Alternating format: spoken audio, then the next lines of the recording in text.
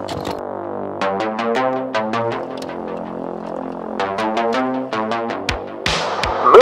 Leftovers. And we're back. We're back, finally. I know. It's been long.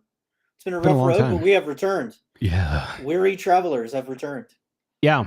It's crazy. You know how life gets in the way. It's just you got to work late, then you got this come up, that come up. I apologize. I think the last week or two have been my fault, but life we're gets here in now. the way of my life.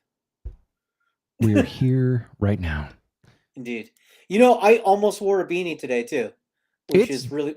Yeah. It's cold, man. It's beanie weather for sure. Yeah. Most definitely. It's time to be wrapped up in a beanie. All the way. They should make body beanies where it's just, you could just, and then you just curl it up over your head and then that's it. Isn't that what a sleeping bag is essentially? Well, but they have like snuggies, I think they're called, where it's like a blanket with arms in it that you like stick your arms through and it's kind of like a giant bib that goes one way. I think. But I've seen like the kinds that also cover your head. Like literally it's just your face is the only exposed thing. No shit. Yeah. I'll have to look into this. Yeah. It's worth it. Yes, you get that. You get that right away. Yeah, man. So how you been? Good. You know, a lot of work, a lot of podcasts, honestly. And then right now, actually, one of my buddies is down at a trade show down here. So I was like, yeah, stay with me. So he's doing construction stuff. And then that's it. Just kind of working and more work, housework, you know. Yeah. 4-letter words. How about you? Same. Just busy, keeping, just working and doing stuff around the house. Mm-hmm. Let's see. I recently bought myself a giant Lego set. And I bought that because my nephews and niece love Legos. Mm-hmm. So I'm going to build it with them. Nice. I bought the Voltron 5 lions into the giant Voltron. Yes. That's awesome. I got an amazing deal on it. So I have made a deal with the kids that there's 5 lions, right? So every month that they are good, do their homework, do their chores, then we get to build one of the lions. Oh, perfect. And so they are stoked. What happens when the lions? Yeah, it's when not they just combine the into what happens when they combine into Voltron? Like, what if they're good for 6 straight months? Then they get Voltron, man. Wow. The way the Lego set's built is you build the lions individually, and then just like the toys, it can combine into the giant robot. You don't really have to take it apart. So yes, yeah, that's amazing. It's a pretty cool set. So I got a little set that was gifted to me of like stormtroopers at Hoth, basically. Oh, nice. And they have a little ray gun, but it actually shoots the little miniatures like cylindrical round Legos, the like little 1-dot Legos. That's like the bullet, and you pull the little lever back and it shoots it forward because it's just compression. Cool. It's really neat. I was like, oh, cool. The kids wanted me to get because I could have either gotten the Voltron or the giant, like it's like 3 feet tall AT-AT. And I was like, well, I could get that, but that is a ton of just gray pieces. Yeah. So once we're done with this and you guys are just playing with pieces, it's just, what are you going to build with that? Right. You know? Plus, it would take you like a week to put together with them, I'm sure. Right. So this is much better. And I dig it. Pieces. Yeah. So it's cool. You'll have to show us the completed Voltron once we get to that point 6 months from now. Yeah. I will for sure. For those of you listening, we're also live on Twitch and YouTube, so you can come check the show out live. And on Twitter. Here at Movie Leftovers. Oh, and we're live on Twitter. Yeah. BT Dubs. Today we're doing The Fifth Element. That's right. I'm excited. What are your thoughts on this movie? Early thoughts. Ooh. I don't think I appreciated it as much as I should have when it first came out. But I'm not the only person to probably say that. It is a movie well ahead of its time in my thoughts. I think it's fantastic. It's a fun ride. It's funny how, to me, it has a sarcasm and lightness very similar to most Marvel movies. So to me, it's very much a prototype for that style of filmmaking. I agree with you. Yeah. My my two thoughts were, boy, special effects have come a long way. No, that was my first thought watching it, and also just for those of you that are going to consume this later on, I think the movie looks worse in UHD remastered Yeah. than the way they originally shot it on film. Yeah. I struggle with that because I think a lot of new UHD movies kind of look like they were shot on a GoPro. You know what I mean? Right. And that's because it they're loses that, converted. like, yeah. yeah. Just because it looks cleaner, Mm-hmm. it also means you see the flaws easier. Yeah. Even high budget films, it kind of looks like, I don't know, it just takes the element of fantasy away just enough as an audience member to be like, I'm watching a movie rather than immersing in this. And there were some elements of that where they were clearly like remastered points throughout that film that were like, oof, kind of looks bad. I watched it in DVD quality. Yeah, so I watched it in ultra high def, and it was like, so it was fine for that. Watch it in DVD quality, I would say, if those of you haven't seen it or looking to rewatch or watch it for the first time. Yeah, absolutely. Well, let's get to some of the some stats, some reviews. Yeah, some of the stats. Yeah. So let me get to that portion of it. Oh, well, first let's do the inflation calculator before we get to the stats.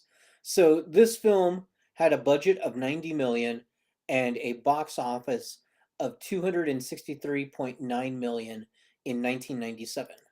So that was what the year of Limp Bizkit. So it almost tripled in price.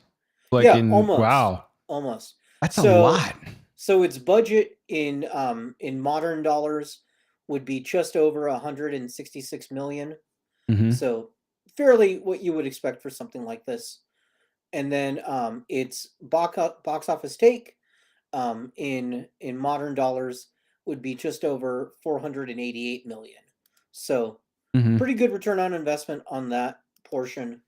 So I think we're good there. I would like to see this movie remade. And yeah, I would we'll like talk Luke about Besson. That, I would like Luke Besson to write it again. Yeah. And as you can see, the critic score is 71%. The audience score is a little bit higher at 86, but both roughly the same amount, right? Yeah. Of course, it's got Ruby Road on there, aka Chris Tucker, who is phenomenal. I think definitely a breakout performance. He's so good. Yeah. He's so good in this movie. You know, the funny thing is, if they made this nowadays, that character would be an influencer. You know, not like a shock jock that he was supposed to be. Which is kind of what influencers are turning themselves into, in my opinion, nowadays more than Yeah. So it's kind of funny how that circle turns. Now, as far we like to highlight also on Rotten Tomatoes some of the high and lows. I had to find this one because this was funny. This is from James M. Gives it 1 star. Sure. Writes, very good. It's such a great movie. Such a great movie. But 1 star. Okay. I feel like James may have did a little drunk reviewing. Yeah, this is sarcasm, like unironically. Yeah. Yeah. Oh, yeah, great. It could be sarcastic. You're right. I didn't think that, it's the internet. Why didn't I think it was sarcasm? Right. Whereas Tasha right below it says 5 stars, always a favorite go-to movie of mine. I love the characters and costume. Great story, great actors, never gets old. I kind of that kind of resonates with me. Honestly, the costumes maybe not so much, but like it was of its time and it could have been better, but say lovey. Yeah, I thought it was a fun movie. The costumes, the art design, all of it was pretty fantastic in my book. So for those of you listening, I didn't know this. The trivia bar is on our watch time, and it says Mia Jovovich beat out over 3,000 women who auditioned for Lulu. Oh yeah, dude. I've got so much trivia on here that I'm going to peppering in. 3,000 auditions? How long was pre-production for this movie? So that's what IMDb says, man. I don't know how verifiable that is. Yeah. Like if I was a casting director and I got to like 1,400 people, I would quit. I'd be like, pick somebody. Like 1,400 people, pick somebody. You know But what the character art you're looking for. We have types of people we've brought to you. Pick somebody. here's the thing, right? So they say 3,000 women, right? Mhm. That volunteered. I don't think they looked at 3,000 tapes. I think they went to talent agencies, and that agency maybe represents 500 Yeah. women, right? And so they say, well, we're looking for a woman who looks like this. Okay, so out of that 500, maybe you got 50.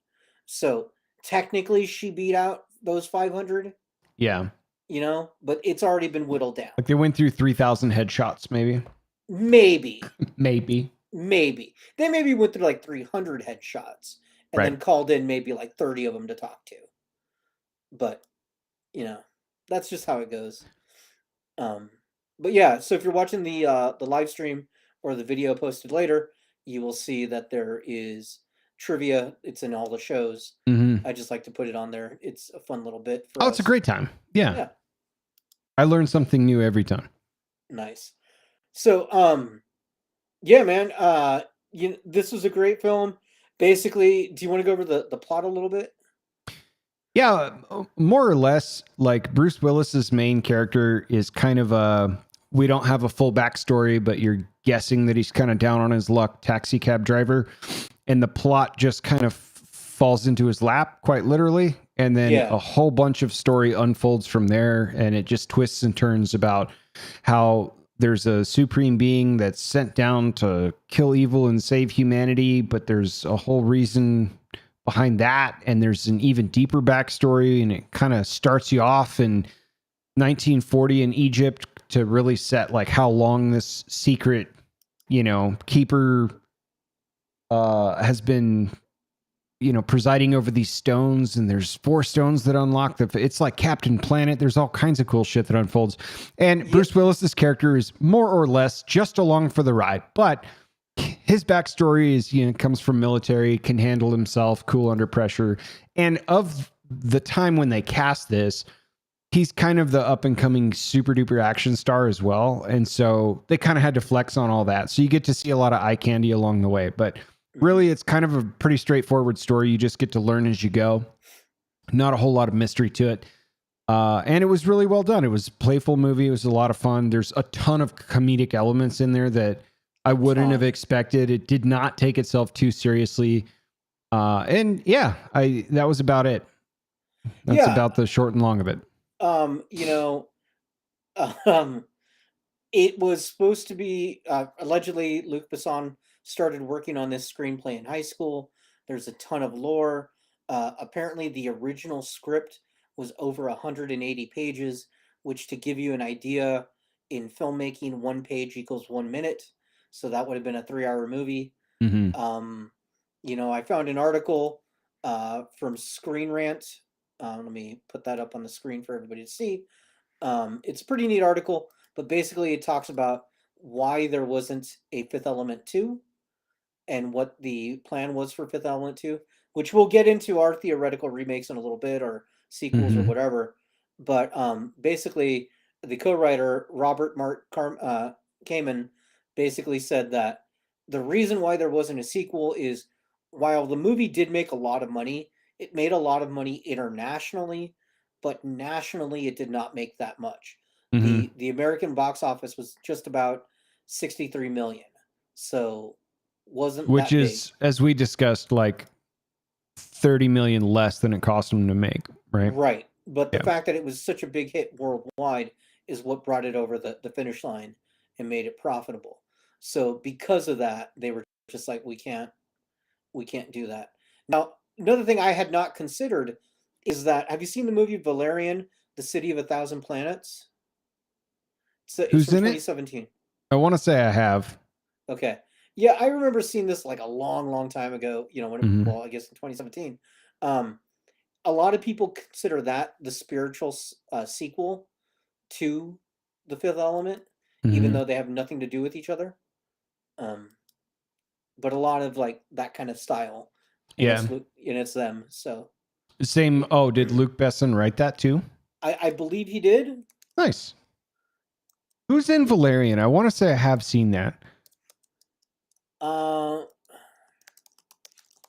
Who's in that? I know what's her name, Carla, or Cara Delevingne? Cara Delevingne is That in I it. did see this. Yeah. I was like, I remember having a really strong female lead actress in it, and I thought it was kind of fun for a sci-fi and Dane movie. DeHaan is the other one. There you go. Yeah, I have seen this. I couldn't tell you the plot line though. Sadly, and Luc it's been a Besson long wrote time. the screenplay. That's what it is. Okay. So. Well, I guess that kind of makes sense then. Oh, and he directed it too. Okay. So. Mhm. Yeah. Yeah. So if you're jonesing for something else, that would be your fix. So. I dig it. Yeah. Well, why don't we take a break and then we'll come back and we'll talk about what we would do if we were given the Fifth Element franchise and what we would do with it. Let's do it.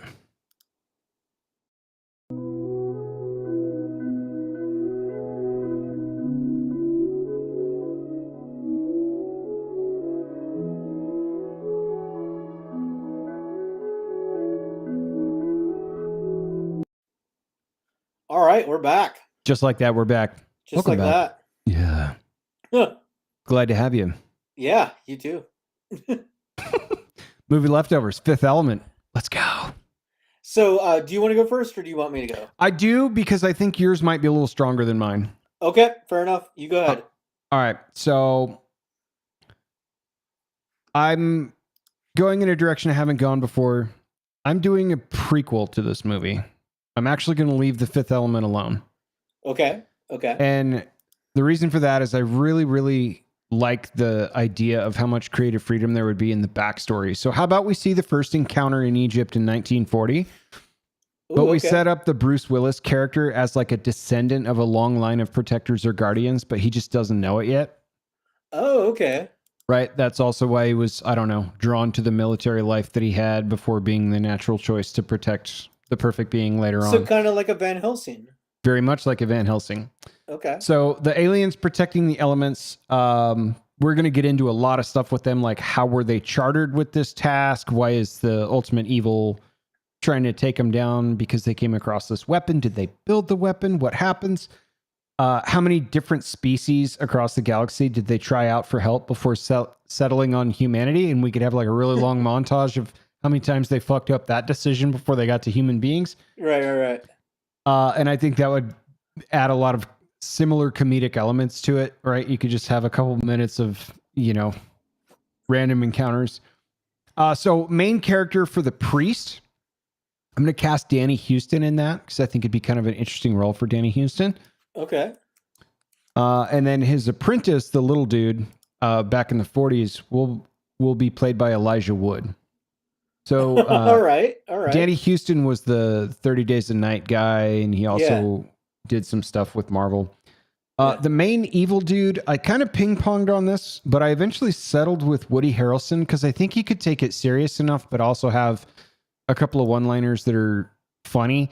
I don't think you could really replace Gary Oldman's performance in The Fifth Element with any better or worse, but maybe give Woody Harrelson a bit of more serious take. The alien guardian that will become the perfect being in the first, like in the 1940s, I wanted Elizabeth Olsen there. Okay. But the leader of the alien beings that actually connects with Danny Houston's character and explains that he has to keep the stones and why the evil matters and why they're, going to try and draw it off so it doesn't happen anywhere. That's going to be Jada Pinkett Smith. And then she'll explain how to use the stones if evil tries to prevail. That'll be kind of like the early part of the film. And then the rest of it will sort of be her backstory. And then we kind of learn along with Danny Houston and Elijah Wood's character until they meet the protector guardian guy, who's going to be in the lineage of Bruce Willis's family. And that'll be played by Chris Evans. Yeah. Yeah, I like that. That works really well. So I want to keep it all 1940s, kind of old timey. It doesn't need to be super serious or gritty or any of that, but just a fun sci-fi-ish movie, run into some technological problems of the era that people can't overcome when fighting evil. Like, there's going to be so much creative freedom in there. I think that would be a really fun script to write. That's the directionally accurate way I would do it. And I think those characters would be a lot of fun to mix in and see. From what you're describing, I'm getting a sense of like Indiana Jones meets the Rocketeer. Kind of, yeah. Or like Indiana Jones meets like OG Stargate or something. You know what I mean? But Yeah. I think that would be a ton of fun. And I think with not too much money, you could put better CGI to Jada Pinkett Smith's alien characters and evil itself and all that stuff without, needing the styrofoam robot costumes like they had in The Fifth Element in the 90s and shit. But Right. that's so that's me.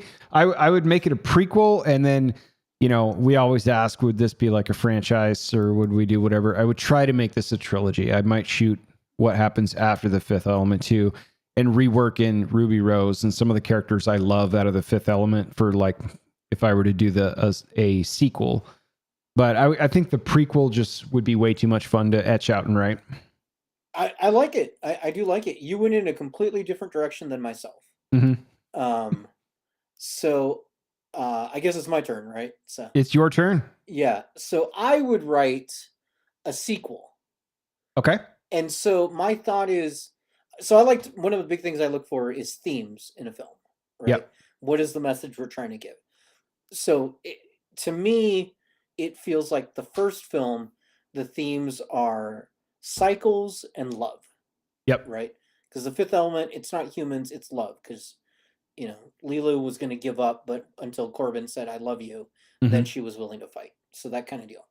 So in my idea, the sequel, the themes would be balance and relationships, not quite love.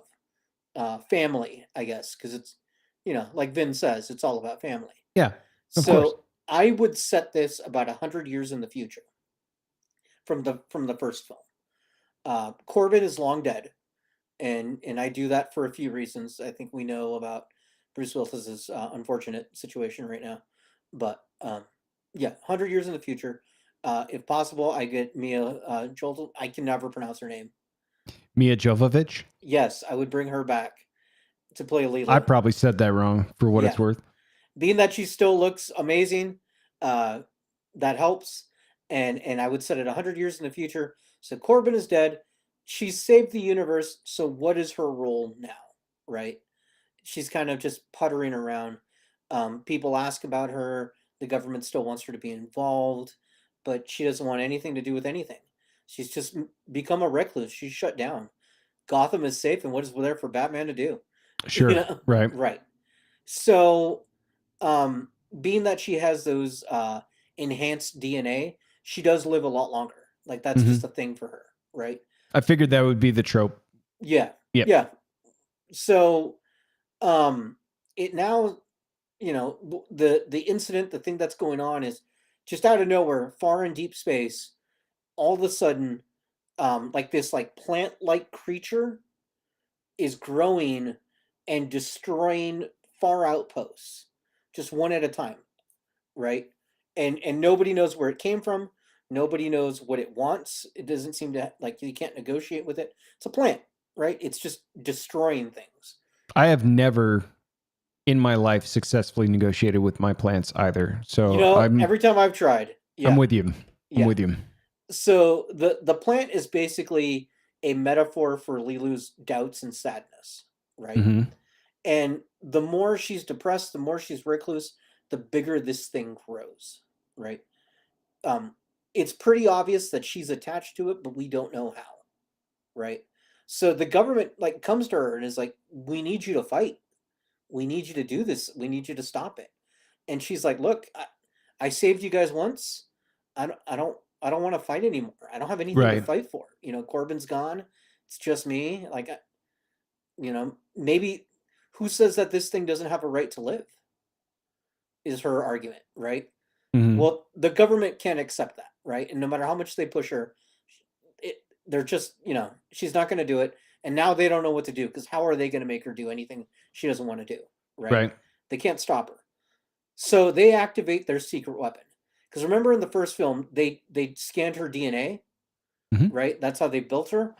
So they kept that on file, and they had created their own Lilu. So we're going to call her Gwen. That is, and the reason she's called Gwen is there's going to be lines about she was built to make sure they always win. When morphed into Gwen. So okay. Gwen. I like this. Yeah. So, because it's goofy, right? It's a little bit Yeah. goofy. So Gwen, and basically they tell Gwen, hey, she's been trained since birth.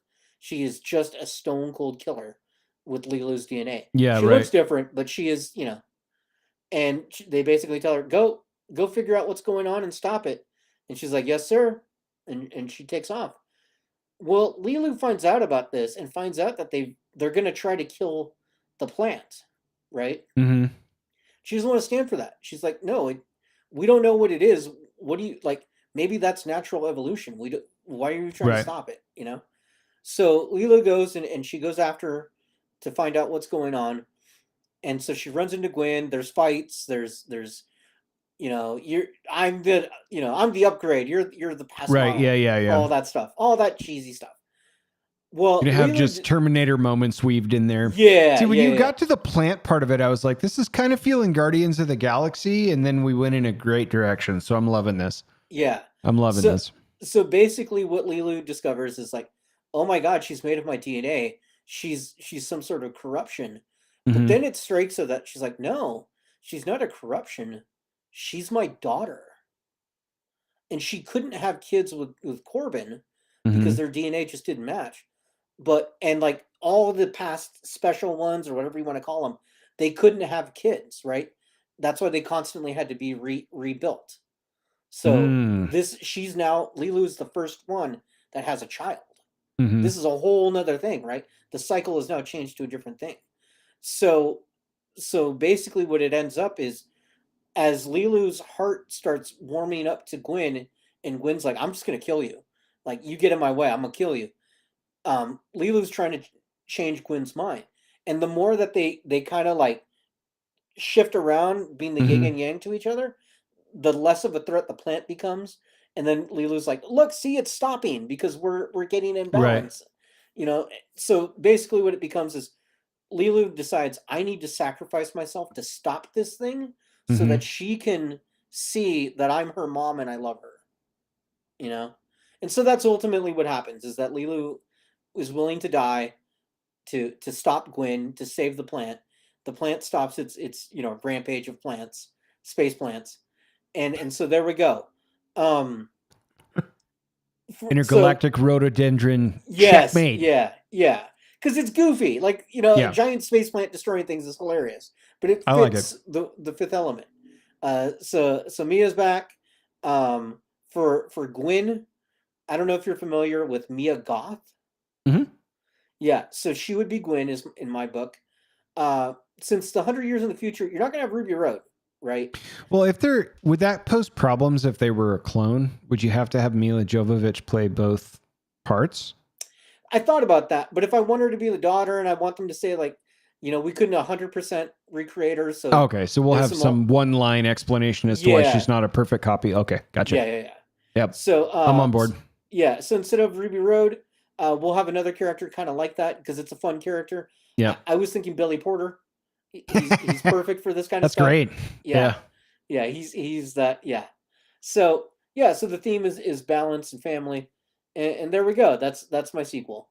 That's amazing. I like that without prior discussion, we both did not remake this film. We made a prequel and a sequel to this film. Yeah, we've made a Which trilogy now. kind of shows the reverence to how much fun and we both kind of thought this movie was, and its place in time is just about right, Yeah.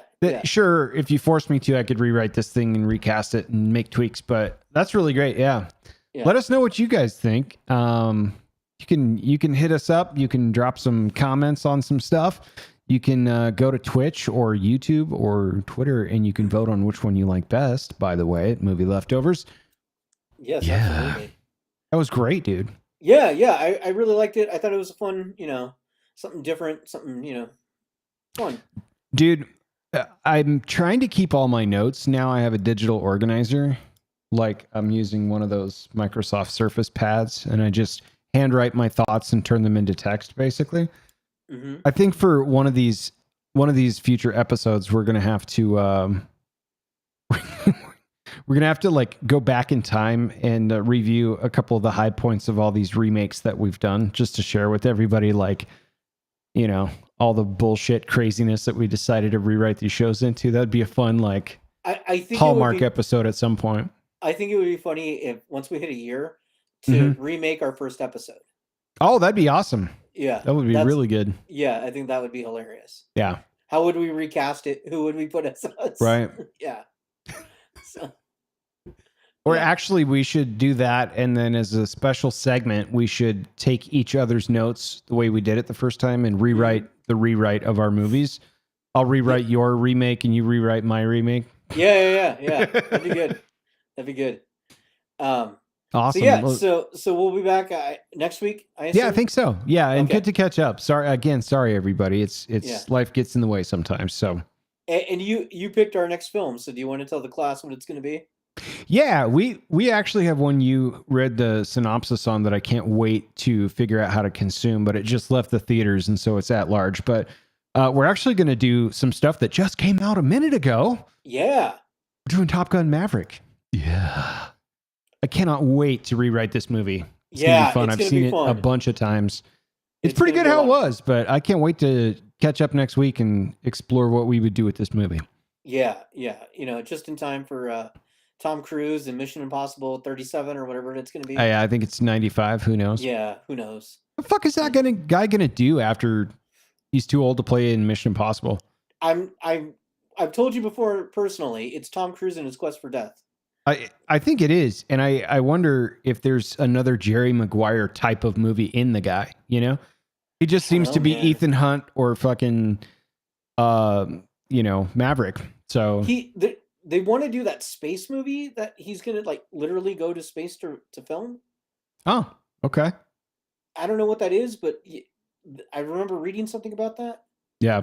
You know, I wanted to speaking of space movie, I wanted to bring up The Martian and redo that, but there really only is one character in that movie, more or less. Right. And it's really fucking good, and it's just a good watch, but it's not one I would have fun trying to rewrite. So plus it's based on a book that was also really good. So I remember when that movie came out, someone on the internet made a poster of Marvin the Martian and called it The Martian, and as if he was trying to kill the Earth. Yeah. So the original, the OG, the Martian.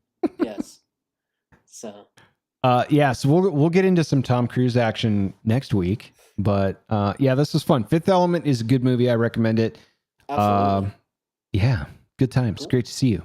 Yeah, you too, buddy. And well, that's it for this episode. Thanks everybody for listening, watching, and we'll see you next week. We'll see you next.